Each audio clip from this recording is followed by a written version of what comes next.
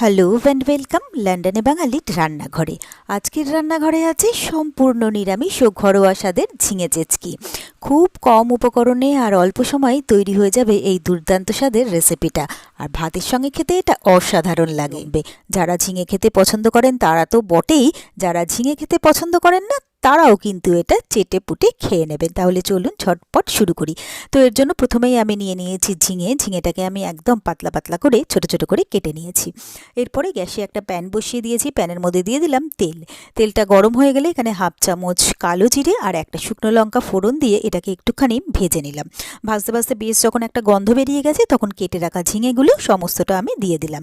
তারপরে ভালো করে নেড়ে চেড়ে প্রথমে ঝিঙেটাকে আমি কিছুক্ষণ ভেজে নেব। প্রথমেই কিন্তু নুন বা হলুদ কিছু দেবো না, নুন দিলে তো জল বেরিয়ে যাবে, সেই জন্য প্রথমে কিছুক্ষণ ভালো করে ভেজে নেব। তো ভেজে নেওয়ার পরে এরপরে আমি দিয়ে দিচ্ছি স্বাদ মতো নুন, হাফ চামচ হলুদ, 1 চা চামচ জিরের গুঁড়ো আর 1 চা চামচ দিয়ে দিচ্ছি কাশ্মীরি লাল লঙ্কার গুঁড়ো। এরপরে দুটো চেরা কাঁচা লঙ্কাও আমি এর সাথে দিয়ে দিলাম। তারপরে ভালো করে সবটাকে মিলিয়ে মিশিয়ে নিয়ে এটাকে আমি আরও একটুক্ষণ ভেজে নেব। তো নুন দেওয়ার পরে একটু ভাজতে ভাজতেই কিন্তু ঝিঙে থেকে জল বেরোতে শুরু করেছে। এবারে আমি এটাকে 2-2.5 মিনিটের জন্য ঢাকা দিয়ে দিচ্ছি। তো মিনিট 2-2.5 পরে ঢাকনাটা খুলে নিলাম, নেড়েচেড়ে দেখে নিচ্ছি ঝিঙেটা কিন্তু বেশ ভালোভাবে সেদ্ধ হয়ে গলে গেছে। এবারে আমি নেড়েচেড়ে ঝিঙেটাকে আরও একটু মাখা করে দিলাম। এরপরে এর মধ্যে দিয়ে দিচ্ছি আমি স্বাদ মতো চিনি, আর এখানে আমি নিয়ে নিয়েছি ডেসিকেটেড কোকোনাট। এখানে যদি ফ্রেশ নারকেল কোড়া থাকে তাহলে কিন্তু সেটাও ব্যবহার করা যাবে। তো আমার কাছে শুকনো নারকেল ছিল বলে আমি এটাই এর মধ্যে দিয়ে দিলাম।